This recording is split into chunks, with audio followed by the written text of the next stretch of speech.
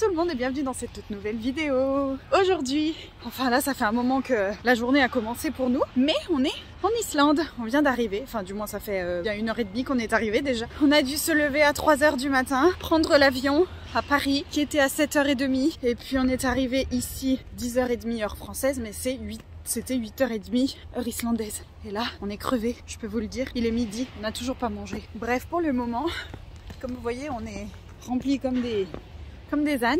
Et on va aller se balader à Reykjavik, qui est la capitale de l'Islande. Et puis ensuite, eh bien, on va aller chercher notre petit 4x4 pour la semaine. Et bien sûr, je vais tout filmer. C'est parti! Stop, petite pause. Avant de commencer cette vidéo, nous allons faire un petit cours de langue. L'islandais est une langue germanique très ancienne et elle comporte 2 lettres en plus dans son alphabet. Celle-ci, qui se traduit par TH et se prononce th, comme dans le mot think.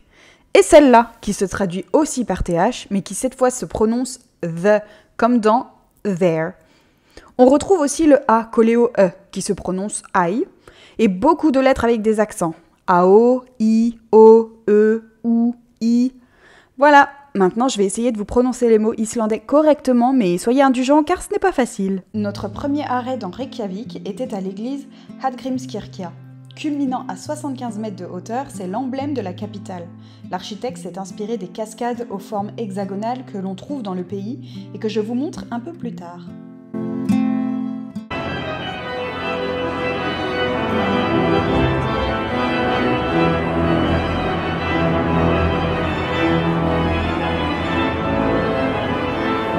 Nous sommes passés dans la rue Skólavörðustígur, remplie de commerces et décorée d'un arc-en-ciel. Par contre, il y a un truc que j'ai pas dit, c'est qu'on est parti de France, il faisait 30 degrés, et que là, il fait 10 degrés.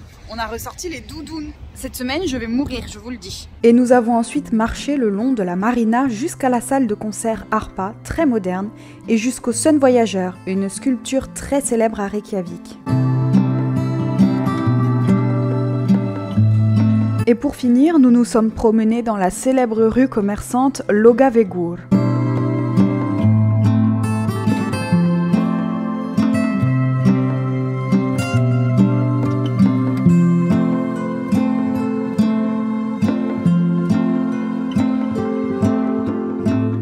Bien là, nous sommes dans le bus et on va direction l'hôtel où on récupère notre van. Enfin notre 4x4 pardon. On s'est baladé dans Reykjavik, c'est super mignon mais on est crevé en fait et on a nos sacs à dos. Donc on galère à marcher, on a mal au dos, c'est catastrophique. Du coup il est 15h, le temps d'arriver récupérer notre 4x4, on en a pour 45 minutes de bus là. Et après on y va parce qu'apparemment aujourd'hui on a quand même 3 heures de route si on veut faire tout le parcours qui est prévu pour aujourd'hui. Donc on n'est pas couché encore mais on est crevé. Ça fait 3, 4, 5, 6, 7, 8, 9, 10, 13 heures. Ça fait 13 heures qu'on est levé. On n'en peut plus. C'est hyper drôle l'Islande parce que vous voyez, pour le moment, c'est que des gros cailloux comme ça. Enfin, on pense que c'est de la pierre de lave, quoi. Et ça fait des énormes trous. Et en fait, les maisons sont construites soit sur les petites collines, quoi, soit dans les trous. Enfin, ils font des chemins dans les trous. C'est trop drôle. C'est hyper charmant. Je trouve ça très sympa. Bon, donc là, comme je disais dans le bus, je sais pas si vous avez bien entendu et bien compris, on va récupérer notre 4x4 parce qu'on est fatigué. On a fini de visiter Reykjavik. Reykjavik, c'est mignon, mais c'est plutôt petit et finalement, on a vite fait le tour. Et en fait, je pense que ça doit dépendre des périodes de l'année. Il doit y avoir un peu plus de charme, peut-être en hiver, je pense. Quand il fait un peu plus nuit que ça, quand les lumières sont allumées ou je sais pas. Voilà, donc vu qu'on est fatigué, on a dit hop, on y va. On avait quand même encore 45 minutes de route pour venir jusqu'à notre 4x4. Et on marche encore. On n'en peut plus. On est cassé. Regardez, on a récupéré notre petit 4x4. Alors c'est vraiment un 4x4, hein.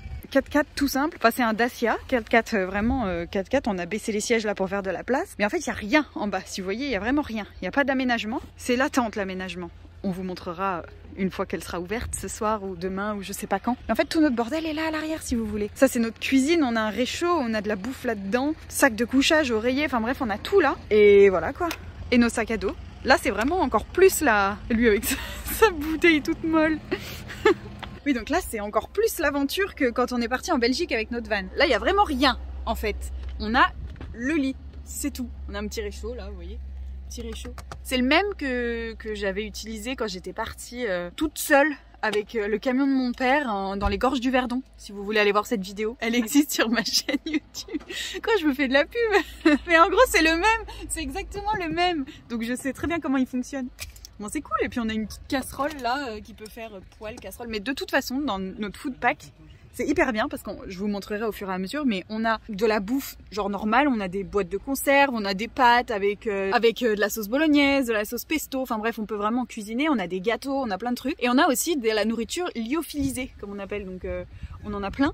Des bons repas et tout, enfin il y a juste à mettre de l'eau dedans, laisser cuire un petit peu et tout, ça va être trop bien. On a hâte de manger parce qu'en plus on crève la dalle. Je vous dis, on a mangé un petit hot dog à midi. Moi j'ai pas mangé en fait depuis hier soir sinon. J'ai mangé 2 gâteaux à 5 h du mat et le hot dog à midi qui était pas plus gros que ça. Donc je vous dis que là on n'en peut plus. Sinon on a eu droit à un petit roadbook comme ils appellent ça, où tout notre itinéraire est expliqué dedans, tous les jours ce qu'on va faire. Il y a même des petites choses, des petites choses à savoir, enfin des petites anecdotes et tout. C'est trop bien, c'est vraiment super bien expliqué. On a juste à suivre le parcours et normalement on voit tout ce qui est magnifique.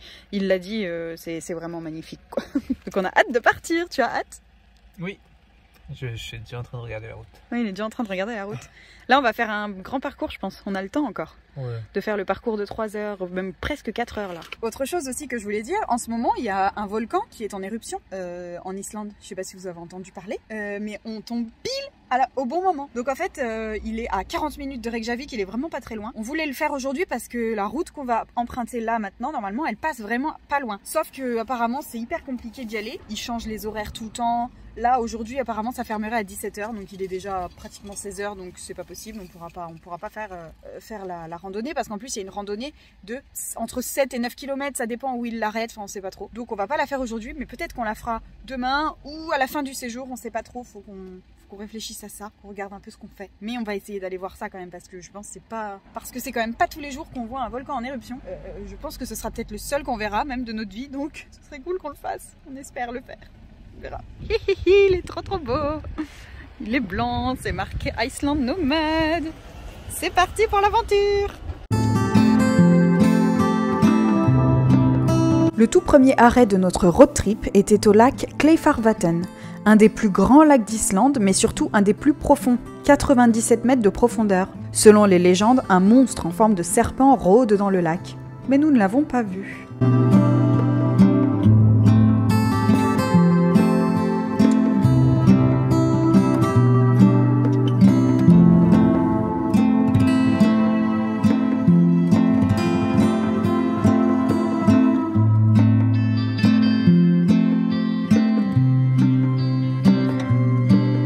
Puis nous nous sommes arrêtés à Krýsuvík, une zone géothermique. Il est possible de trouver des zones comme ça un peu partout en Islande. Ce sont des endroits qui ont naturellement un sol brûlant et dont l'eau peut monter jusqu'à plus de 100 degrés. Une fois sortie de terre, celle-ci se met à bouillir et à s'évaporer en très grande quantité. Et c'est à ce moment-là que l'on peut sentir une odeur nauséabonde d'œufs pourris, qui n'est autre que le soufre qu'elle dégage. Mais je peux vous dire que ça pue vraiment beaucoup. Oh, c'est une horreur. Ça pue.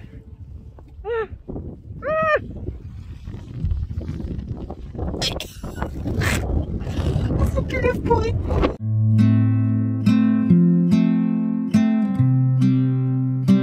Puis nous sommes passés par le pont entre les deux continents, en islandais Bruin Miti Heimsalfa.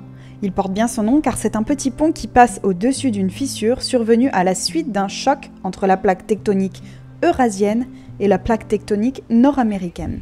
Regardez, le sable, il est noir. C'est trop joli. Et c'est plus épais que du sable normal en France. Moi, je le trouve plus épais. Ça fait plus caillou. C'est joli. Puis, nous avons admiré la magnifique vue à Vallanúkamöl.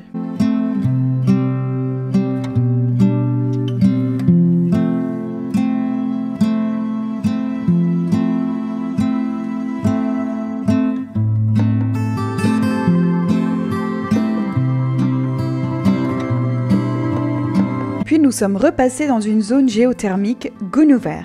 Celle-ci était moins grosse mais crachait beaucoup plus de fumée et sentait un petit peu moins l'œuf pourri.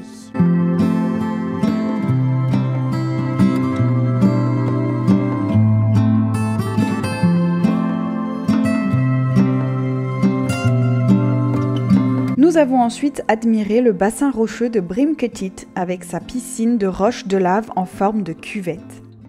Bien ça y est, nous sommes arrivés à notre premier camping. Comme vous voyez, il y a plein de camping-cars, des petites voitures comme nous avec des tentes. Mais ça là-bas, c'est nos copains de nordiques, nomades. Il y en a là et il y en a là derrière. Ça aussi, c'est nos copains. Enfin, on les connaît pas, mais... Et voilà, regardez, on a ouvert la petite tente sur le toit. C'est trop beau. Et Gauthier est en train de trier toute la bouffe qu'on a. Parce qu'on a vraiment beaucoup de bouffe, donc vous voyez, c'est ça, les espèces de bouffe lyophilisées. Expédition, bah ça c'est pour le petit déj. On met juste de l'eau dedans, puis hop, on laisse cuire. Puis voilà, ça nous fait à bouffer. Et ça c'est bien. Après on a encore plein d'autres trucs comme ça, des boîtes de conserve, des pâtes. Putain, je suis en train de me faire bouffer par les insectes là. Ils me rentrent dans la tête. Voilà, donc là on va manger. Alors, comme vous voyez, il est actuellement 22 h. Et il fait jour, regardez-moi ça comme c'est beau. Il fait jour, c'est incroyable. Mais on va pas tarder parce que demain, faut qu'on se lève tôt. Et voilà, bon appétit. Regardez, j'ai mis mes tongs avec mes chaussettes. Parce qu'il fait quand même un petit peu froid. Regardez ça, la belle vue. Bon, il y a des gens juste là, mais c'est pas grave. On a une belle vue. Et je vais pouvoir manger mon petit paquet de pasta bolognaise parce qu'elles sont prêtes. Ça y est. Bien. Je crois que vous ne nous voyez pas du tout. Mais on en a chié pour rentrer dans la tente. Mais après, il fait jour, hein, regardez, vous voyez. Il fait jour quand même, regardez. C'est très bizarre. On en a chié pour rentrer dans le duvet. On va essayer de dormir un peu. Il est pratiquement minuit. Ça fait 23 h qu'on est réveillé. On n'en peut plus. Donc, bonne nuit. On est déjà secoué par le vent. Je sens que ça va être une bonne nuit. Bonjour. Ça fait plaisir. Il est 8 h, on se lève. Il fait 56 degrés dans la tente, là. On a hyper chaud. Et on vient d'ouvrir. Et il fait hyper chaud. C'est quoi ce bordel? On est en Islande, il est censé faire 10 degrés. Il doit en faire 25 dans la tente là. En tout cas, j'ai plutôt bien dormi. Toi aussi? Gauthier aussi. On était vraiment fatigués, je crois, hier soir. Et on a bien dormi. J'ai dû me réveiller peut-être 2-3 fois, mais je me suis vite rendormie et tout. Donc, je pense que c'est cool. On avait mis un masque, des boules caisses, parce qu'avec la lumière et puis un peu de bruit de la nature quand même. Mais c'était plutôt calme en vrai ici, je crois. Hein. J'ai pas beaucoup entendu de bruit. Hein. Il y avait un peu de voiture. Si, en pleine nuit, il y a un gamin qui s'est mis à pleurer. Entendu? Il y a une gamine qui hurlait. Bon, bref. Et là, il fait chaud. Et là, on se lève à 8 h parce que on va faire quoi? On va aller plonger. On va faire de la plongée sous-marine. Enfin, avec tuba et masque. Pas avec une bouteille, mais ça va être trop bien. On va faire ça parce qu'en Islande, il y a la faille entre les deux plaques tectoniques, la plaque tectonique américaine et la plaque tectonique eurasienne. Et du coup, on peut plonger à ce niveau-là. Et il paraît que c'est très très beau et que ça vaut le coup. Donc on a pris cette activité-là et on a hâte d'aller voir ça. Sauf qu'on plonge à 8 h 45 dans une eau à probablement moins 15 degrés. On est ravis. On pensait que ça allait être un petit peu plus tard dans la matinée quand même. Bon bref, voilà. Donc c'est parti, on va aller plonger. Petit déjeuner de ce matin. Oatmeal, pommes myrtilles avec une vue et un calme. Je vous jure que c'est hyper calme. Oh, c'est impressionnant comme c'est calme. Et pourtant il y a quelques personnes de levées quand même sur le camp, mais beaucoup de gens dorment encore en fait, je crois. Presque plus calme qu'hier. Ben ouais. Mais il n'y a plus de vent en fait. Le vent s'est couché dans la nuit. Et là, c'est incroyable le temps. Je suis en tongs quoi, j'ai même pas froid. Je pourrais rester en tongs si je veux.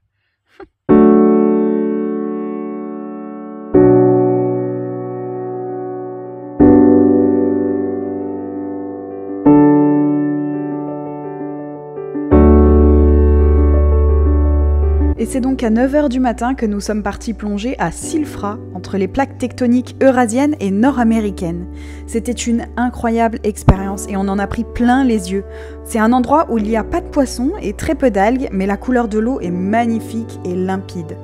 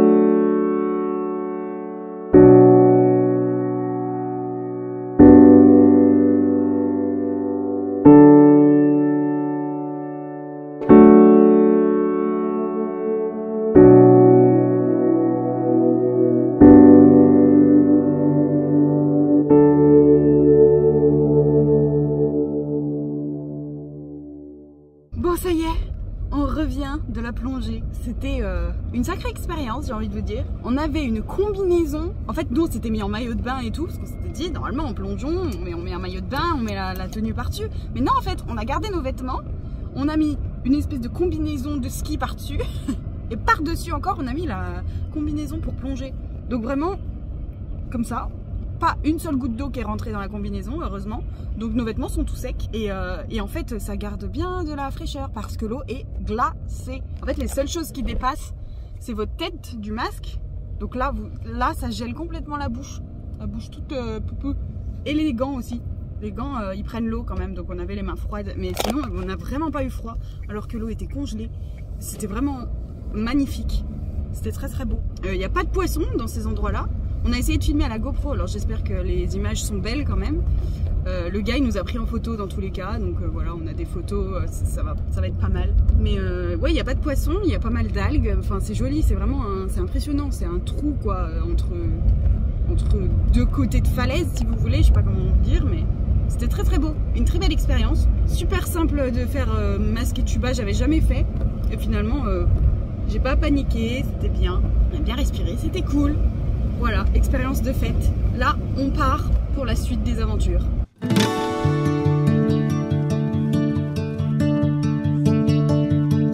Et la suite des aventures donc se déroule au site de Gézir, une zone remplie de geysers, ces impressionnants jets d'eau qui sortent du sol. Aujourd'hui, seulement un continue à cracher toutes les 5 à 10 minutes. Il s'appelle Strokur et il monte jusqu'à 20 mètres de hauteur. Mais parfois, à cause des tremblements de terre, d'autres se remettent à jaillir.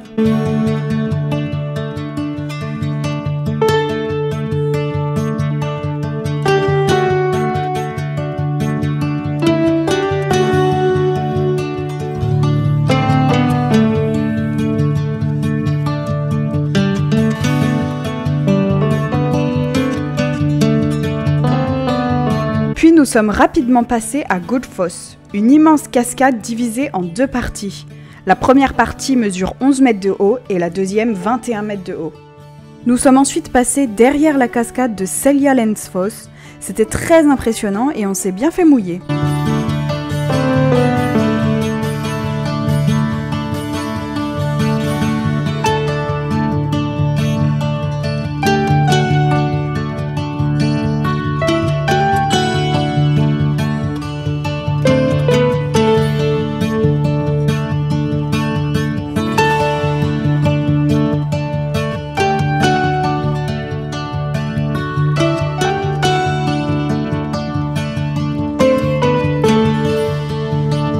Et nous avons tenté de nous approcher de Skogafoss, 25 mètres de large et 60 mètres de hauteur, elle était très impressionnante.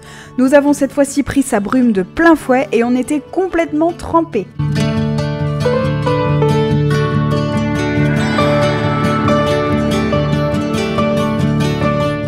Bon coucou, ça fait un moment que j'ai pas discuté là. On vient d'aller voir 2 grosses cascades comme vous avez vu. C'était vraiment magnifique. Mais alors on s'est fait tremper la gueule, vous pouvez pas imaginer. On a voulu se rapprocher le plus possible. La première on pouvait passer dessous, c'était hyper bien. Et la deuxième là, ça nous a fini. On a pris une douche, je vous jure. Du coup on a le pantalon là, il est mouillé, donc on espère qu'il va sécher. Comme vous voyez le temps c'est vachement couvert. Il fait plus que 10 degrés, là on a ressorti la doudoune, l'écharpe et tout. Et là on part en randonnée de 2 heures à peu près. Il est quand même 18 heures, hein. Mais bon, ce qui est bien vu que le soleil ne se couche pas, c'est qu'on va pas se retrouver dans le noir. Donc ça c'est plutôt pas mal. Et là on part donc pour, c'est combien 4 km aller, 4 km retour je crois. Voilà, il prévoit à peu près 2 heures, on va voir combien de temps on est. Et on va aller voir donc l'avion qui s'est écrasé sur l'Islande, il est très connu. Il y a des photos vraiment partout de cet avion. Donc voilà, c'est parti, mais il y a quand même pas mal de monde, hein. C'est des endroits où on pensait vraiment se retrouver tout seul, mais c'est hyper touristique finalement. C'est un peu dommage, mais bon, ça va. C'est quand même moins que des grosses villes comme Rome et tout, où il y avait vraiment des milliards de personnes. Là, on arrive à respirer, comme vous voyez. Il y a des gens là-bas derrière, mais ça va. Et c'est donc au milieu de ce désert de sable et de cailloux que nous nous sommes retrouvés face à cette carcasse d'avion. C'est un avion de l'armée américaine qui s'est écrasé en 1973. Même si l'avion a subi les caprices du temps, celui-ci reste debout et crée un décor très apocalyptique.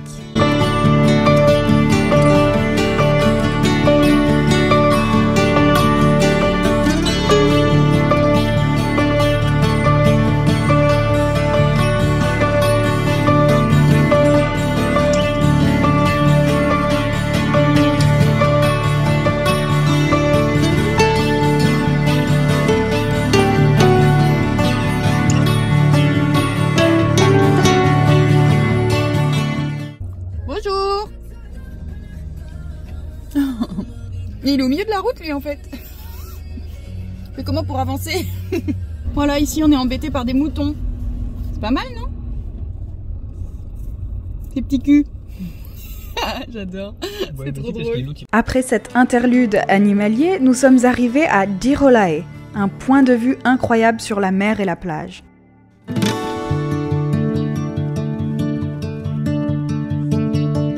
Et nous sommes ensuite allés à Reynisfjara Beach, une plage de sable noir et de falaises avec des colonnes de roches en forme hexagonale. Magnifique, un endroit très célèbre en Islande à ne surtout pas manquer.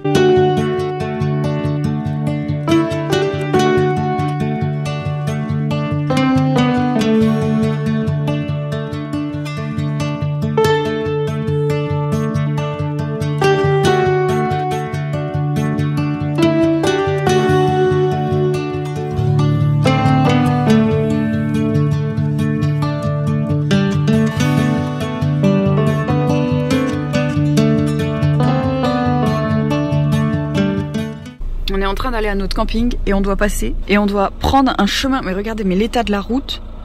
Mais par contre, c'est incroyable. On est perdu au milieu de nulle part. Et là, on a une vue de folie. Ça y est, nous sommes arrivés à notre camping. Regardez-moi ce paysage de malade. On est entouré. Entouré de montagnes, de collines. C'est incroyable. Regardez-moi ça, mais c'est ouf. Alors la route pour venir c'était une catastrophe. Mais mon Dieu. C'est hyper calme. Il n'y a pas trop de vent. On est bien. Par contre, regardez l'état de la voiture. C'est du sable. Elle est remplie de sable. On va être bien là cette nuit. Bien, je crois que vous ne me voyez pas. On va aller se coucher. On a pris une bonne douche chaude et on va aller se coucher, ça va faire du bien. On est mort encore, il est 23h30 là. Non, pas plus, comme vous voyez, il fait encore un peu jour. Mais il fait moins clair qu'hier quand même, donc c'est rigolo. On est au milieu des montagnes, je pense, c'est pour ça. Le soleil il se couche un peu moins. Enfin, non, ça veut rien dire. Le soleil est moins visible d'ici. Voilà, bonne nuit. Regardez, on est dans la petite tente avec la belle vue. Wouhou! Et en face là, c'est des copains de Nordic Nomade aussi. Bonjour, ça y est, on est levé, on est préparé, on a tout fait, on a déjeuné, on s'est brossé les dents en 1 heure. Je crois qu'on n'est pas les meilleurs parce que tous les autres sont déjà partis, les autres de Nordic Nomad, ils sont déjà partis, donc on est un petit peu lent, mais enfin bon, on va s'améliorer au fur et à mesure des jours. Là, on est parti, on est toujours dans ce magnifique paysage incroyable. Et puis on y va quoi, on va reprendre la route tumultueuse pendant 45 minutes dans l'autre sens. Et c'est parti pour jour 3.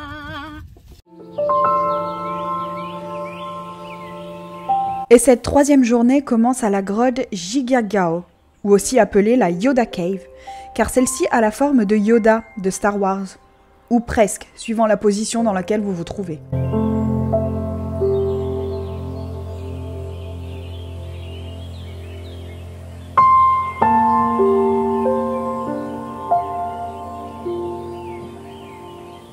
Puis, après une petite marche de 30 minutes, on s'est retrouvé au-dessus du canyon Fjaðrárgljúfur, vraiment imprononçable. 100 mètres de profondeur et long de 2 km, il était vraiment beau.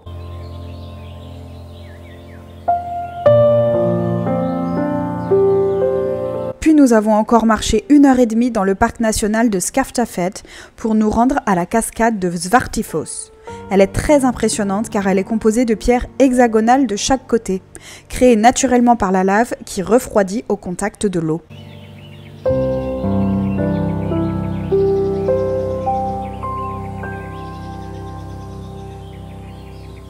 Puis nous avons fait la plus belle randonnée de ma vie. 2 heures de marche aller-retour et nous nous sommes retrouvés dans le canyon Múlaglúfur. C'était tellement magnifique qu'on avait l'impression d'être dans Jurassic Park. C'était complètement irréel et incroyable.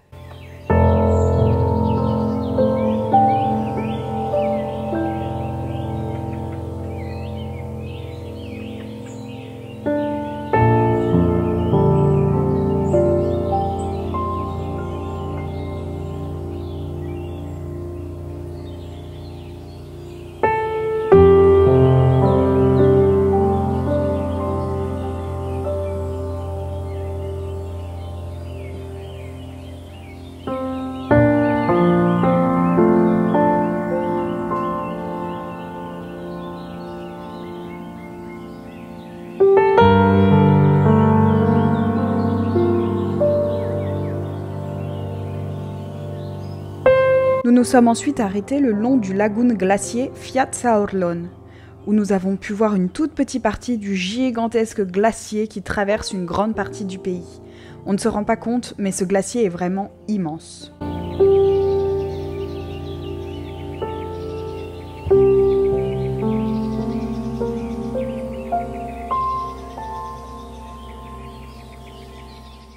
Qu'est-ce que tu veux que je fasse de ça? Tu vas le toucher. Ouais.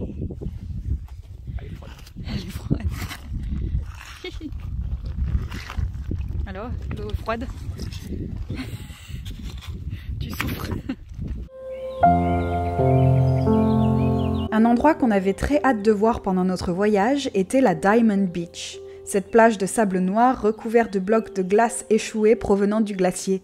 Mais comme vous pouvez le voir, nous avons été très déçus. Il y avait ce jour-là seulement 2 petits blocs échoués. Probablement un mauvais jour. Regardez la taille des camions ici. Dites-vous que Gauthier fait 1m90. Énorme, les pneus sont énormes. En même temps, pour aller sur des chemins comme ça, là, on comprend. Hein. Nous avons donc continué notre chemin au lagoon glacier Jökulsárlón, le plus grand lac préglaciaire du pays avec 30 km². Il s'agit aussi du plus profond. Nous avons d'ailleurs pu observer quelques otaries.